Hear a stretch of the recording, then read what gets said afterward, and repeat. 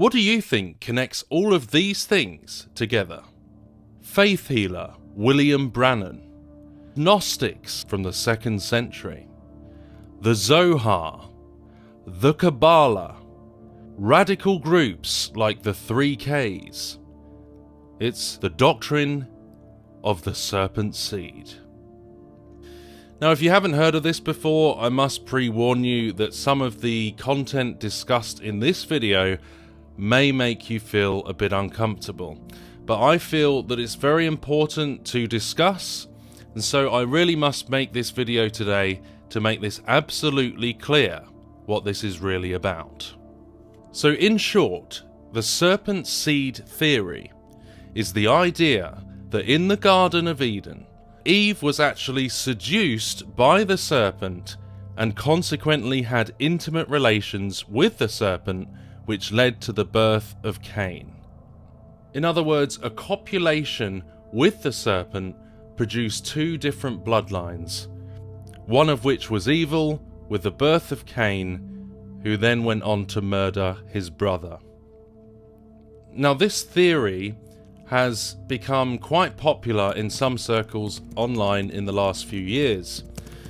Despite it conflicting with the Bible in verses such as this, "And Adam knew Eve his wife, and she conceived, and bare Cain, and said, I have gotten a man from the Lord."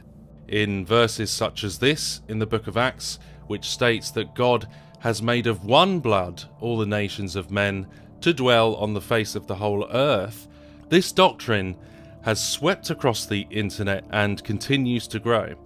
But if these concepts didn't come from the Bible, then where did this idea actually come from?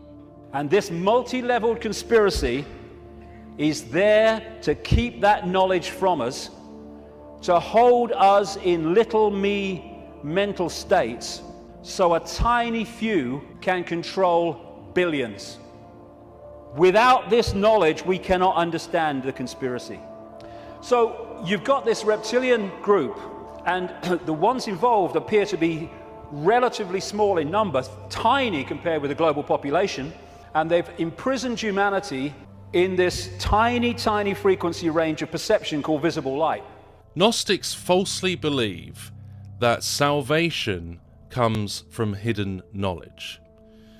Now, in their confusion, Gnosticism teaches that the false goddess Sophia came to save mankind in the Garden of Eden by giving us secret gnosis to escape the god of the material world. Now, they think this was achieved through the supposed enlightenment offered by the serpent, which is a complete twisting of what the biblical narrative is. However, in some sects of Gnosticism, which follow a dualistic belief system, they saw the serpent as a double-edged sword who could both liberate and entrap mankind. That Cain was a product of this entrapment after he was produced from a supposed intimate union between Eve and the serpent, producing a hybrid bloodline on the earth whose offspring were purely evil.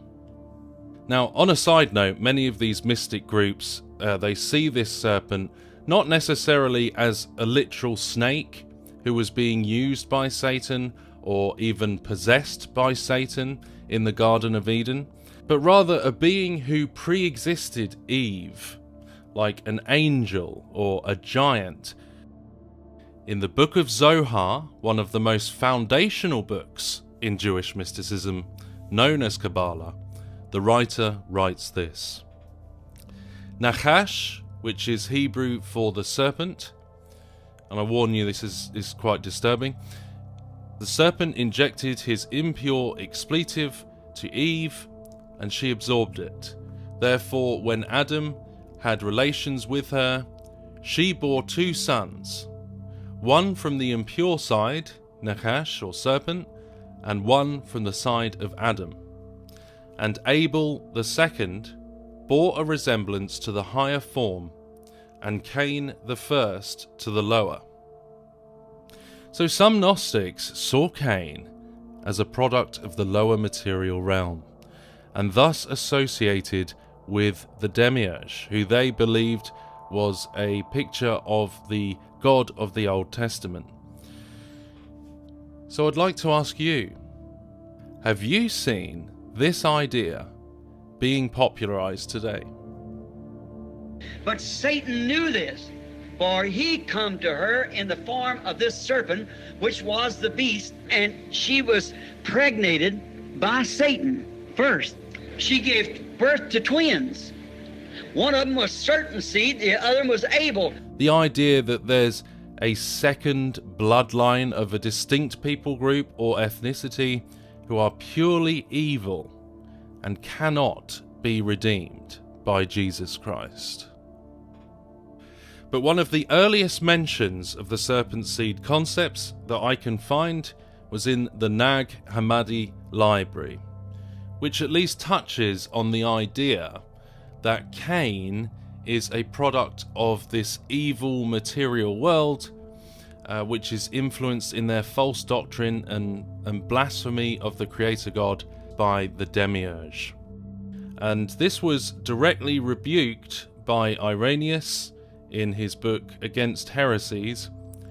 You know, I'm not an expert on these things, I'm just giving you my research here and where I see the thread of this coming from, and it's not coming from Christianity at all.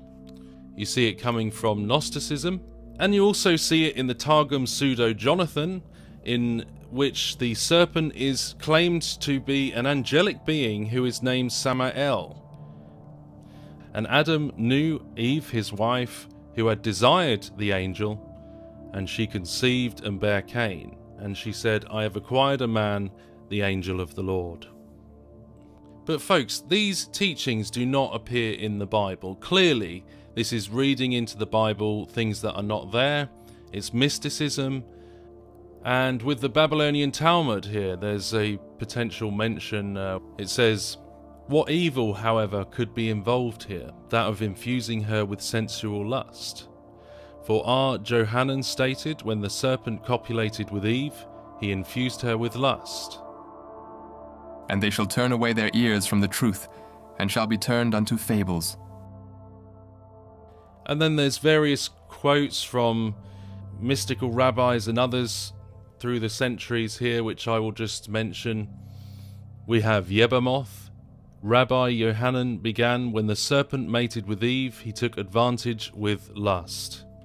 Other references include, another rabbi states, thus we have learned that when the serpent had sexual relations with Eve, he injected defilement into her. And a rabbinical source stated, Eve gave birth to Cain from the filth of the serpent, and therefore from him descended all evil generations, and from him comes the abode of spirits and demons. So you see it in various mysticism and Kabbalistic sources. One here, it says from the 9th century, Pireki of Rabbi Eliezer wrote, the serpent came into her, Eve, and she became pregnant with Cain, as it says, and the man knew his wife Eve. What did he know? That she was already pregnant.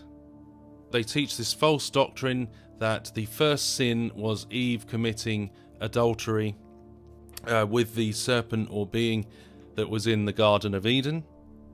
But then we fast forward to the recent centuries and you get a resurgence of this with William Branham, who's a popular figure in the hyper-charismatic NAR circles. And William Branham's first pastor was called Roy E. Davis, and Roy E. Davis was an 8th Imperial Wizard of the Knights of the KK. And William Branham actually popularized this to millions of his followers, the idea of a serpent seed. Search the scripture.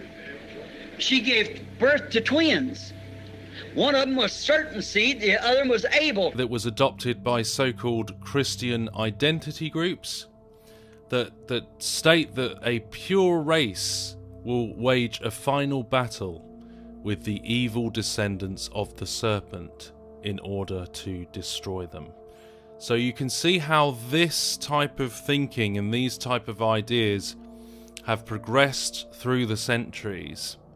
And then moved on to Christian identity groups through false NAR, word of faith, hyper-charismatic faith healers like William Branham, and then into, you know, around that time, because he was mentored by a guy who was involved, you know, the ethnic serpent seed type ideas.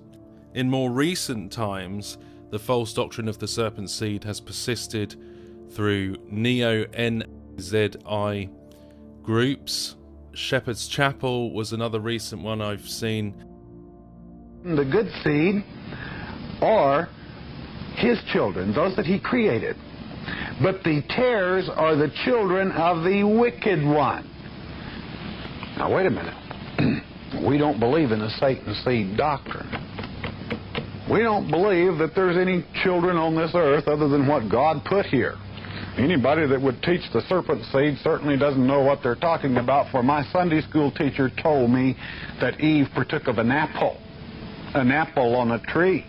Jesus is not a liar. And also other fringe groups online, and I'm sure that some people here have been exposed to this because I've seen it. And you know, years and years ago, like 9 years ago, I definitely had like a view of Cain in a similar type of way, not to this extreme. Where do you see it online? Have you seen this type of thinking online, that there's a particular group of people that are subhuman or are not redeemable? Just have a think about how this could be used to promote anti-Semitism, to promote various other extreme ideologies. So I just want to finish this video. I hope this research has been helpful. It's just to try and convey the false heresy that comes in through these types of movements, and a lot of this weird ideas online, and a lot of agendas, you know, even grassroots agendas that are there to try and push people into false philosophies, false worldviews. And I just encourage us all to only see the authority of what is true doctrine is from Scripture, because we are warned that in the last days there will be doctrines of demons and people will turn away from the truth. So thank you all for watching, and I hope you are well. Take care.